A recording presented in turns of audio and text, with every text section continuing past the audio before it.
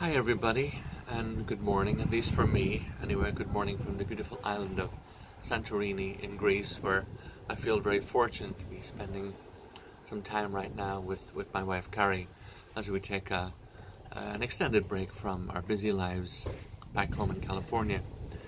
And I wanted to make sure that I continue with our process of Celtic mindfulness broadcasts videocasts that we've been doing over the past several months. When I say we, I mean my partner, Donna McKeown. Unfortunately, Donna is not with us because he's back in California. But in the meantime, I wanted to make sure that at least on a weekly basis, I did a short video just to keep our process moving along and not leave a huge gap in there. So the one I wanted to share with you, or at least ponder with you today, is an idea, which is a simple one. And it is the idea of, can we remember who we were before the world told us who we should be? Can we remember who we were before the world told us who we should be? And it seems like a very simple question, and in many ways it is, and yet it has a very deep meaning to it. And it's one that I've been pondering in contemplation and bringing into my meditation over the past several days. And if I go to it in its simplest form, is there something to remember before the world told me who I should be? And if I take it back to the very inception of life, and let's go to birth, was there something at the time of birth that was a little more than my senses? In other words, when I or any of us as a baby are born, we come with all of our senses. The sense of smell, taste, hearing, seeing are all intact. Yet is there something more? And I think many of us would answer that yes, there's a sense of presence or isness that was there at the time of birth. So then that would lead me on to the next question. If it was present at the time of birth, is it still present today? And then the next question on from that would be, has it actually changed? So is there something internal, a presence within me that is eternally present, whether the world tells me how to behave, how to think, how to act, or not? So I think for most of us, as we contemplate or ponder that question, it's going to take us on an inward journey. My answer to that would be yes. The more I contemplate that, the more I am sure that there is a presence, an essence within me that has been present all the time, at least back to time of birth, that has remained undisturbed. And I think, at least in my case, and not even think, I accept is a better word. I accept that presence has always been there. Now, if it has always been there, what is the task for me?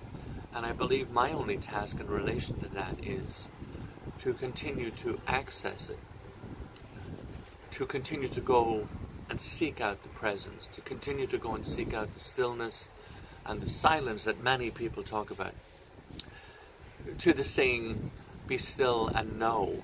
The first part of that, of course, is to be still.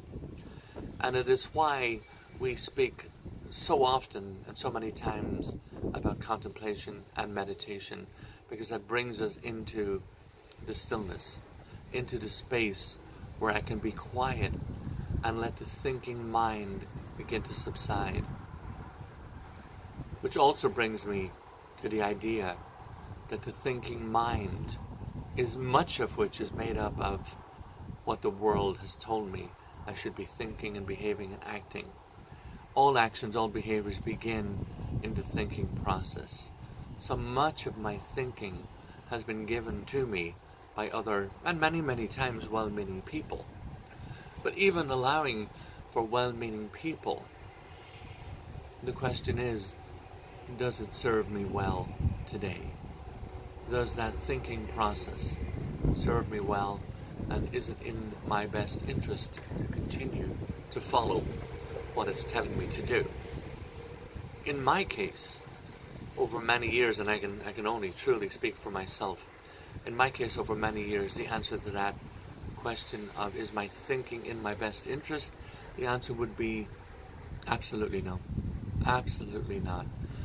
There's a saying in some of the recovery programs that says the following: remember, your very best thinking is what got you to the place where things are not okay.